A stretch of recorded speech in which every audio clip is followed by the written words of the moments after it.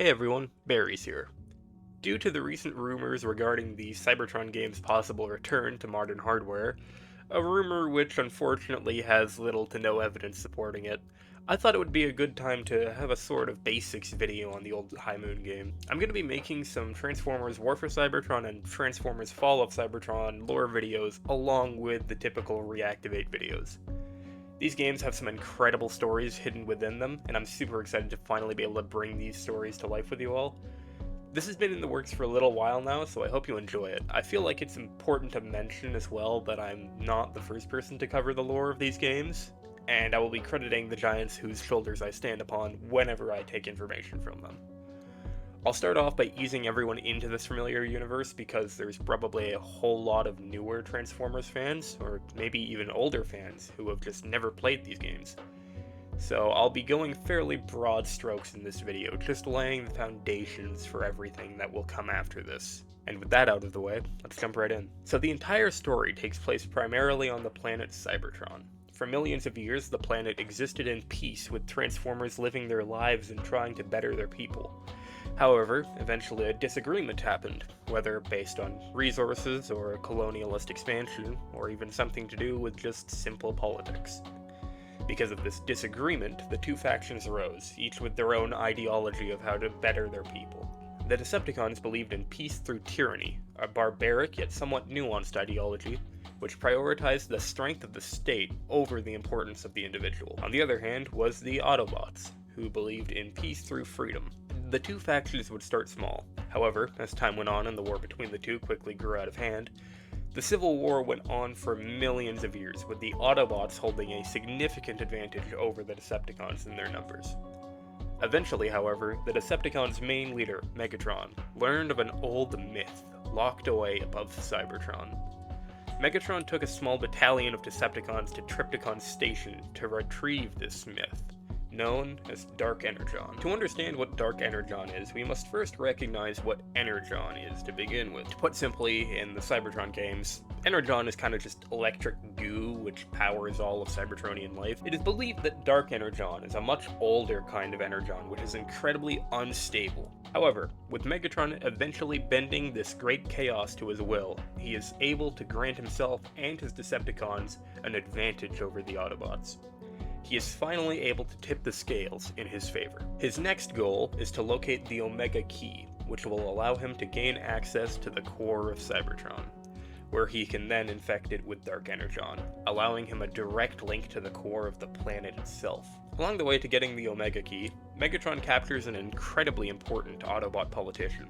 Zeta Prime has been the leader of the Autobots, and also acts as the last Prime due to the previous Primes being presumably killed by the Decepticons in battle.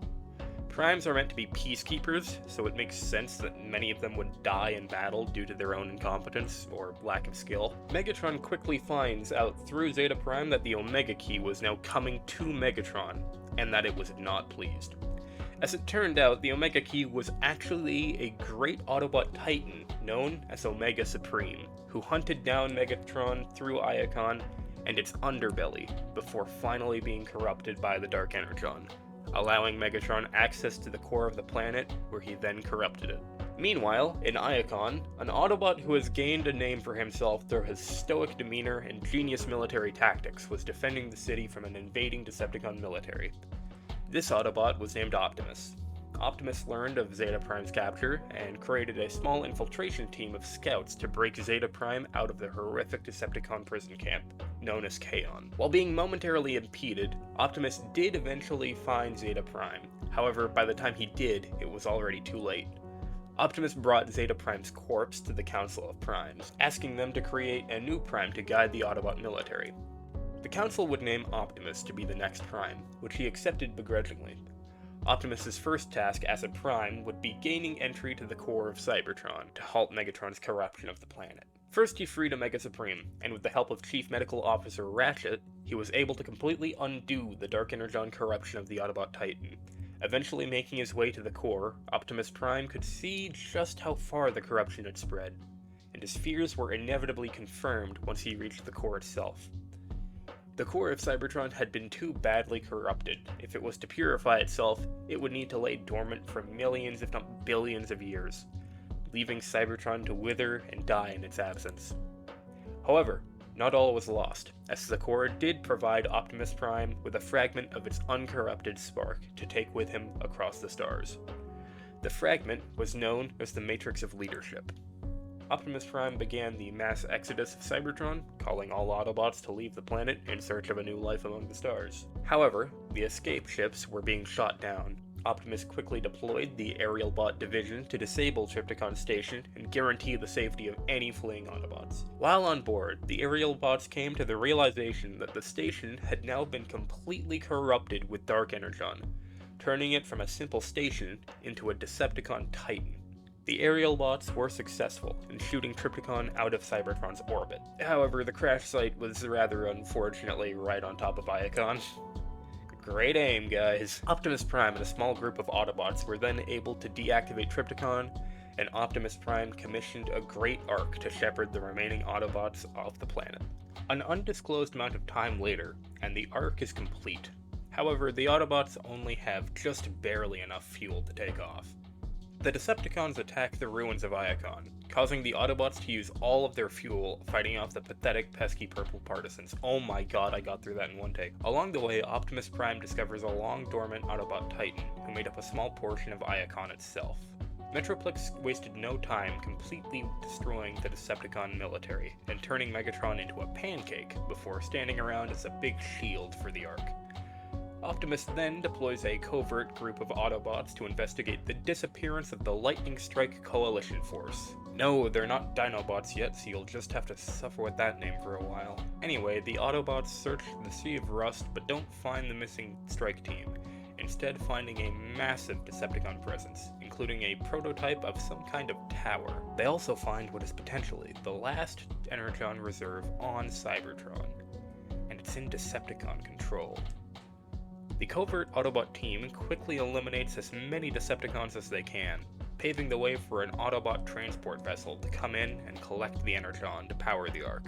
The Decepticons aren't just about to watch as the Autobots steal away their Energon though, so, led by the ambitious Starscream, the Decepticons launch an ambush attack on the transport.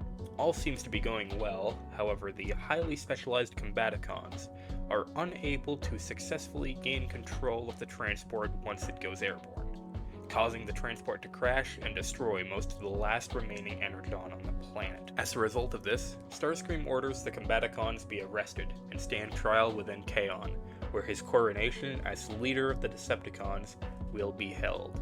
However, deep within the bowels of Kaon, Soundwave brings the true leader of the Decepticons back to life. Megatron actually doesn't find Starscream very skibbity. Did I actually write that in the script? What is wrong with me? And decides to take the Lee Harvey Oswald approach to let him know, resulting in Starscream's excommunication from the Decepticon military. Megatron then frees the Combaticons and regains his title as Lord Megatron, leader of the Decepticon cause.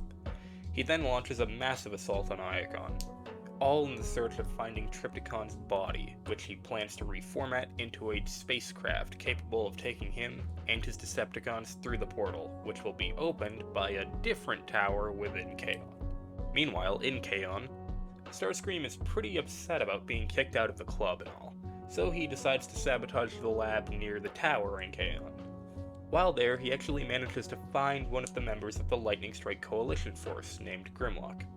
Grimlock breaks free and begins searching the prison for his lost teammates. Eventually, he finds his team and contacts Optimus to let him know about the big space portal. Grimlock fears the Decepticons fleeing the planet and harming other innocents, so he goes off to destroy the tower, which he is successful in doing. As the tower collapses around himself and Shockwave, the portal begins to grow unstable, leaving very little time for the Autobots to find a way to power the Ark and escape their dying planet.